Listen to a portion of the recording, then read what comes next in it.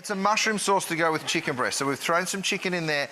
Go ahead and toss a big handful of mushrooms right into up in this there? pan. Yeah. What kind of mushrooms are we So we've got some portobello. I've gone ahead and put the mushroom straight in the pan that we cooked the chicken in. There's a little bit of residual fat, right? Right. But then I toss in a little butter. You let that melt down. So in the way that you thicken a sauce, we use roux quite often, right? We're going to do the same thing. We've got a little butter that we're going to melt because we want that butter, the flavour to get into those mushrooms. Because the butter glosses the sauce. Because I'm a foodie.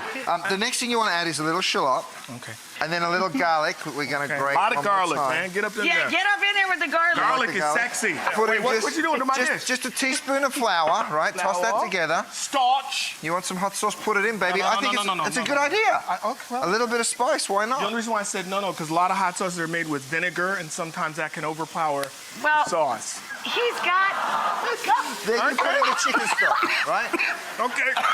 Oh my God! You put in the chicken stock. You let that come to the boil. That's going to thicken nicely, and it's going to look. And it's going to look like this. Thank God we have another one. Whoop. Put the parsley in this one. Wait, whoa. Oh my God!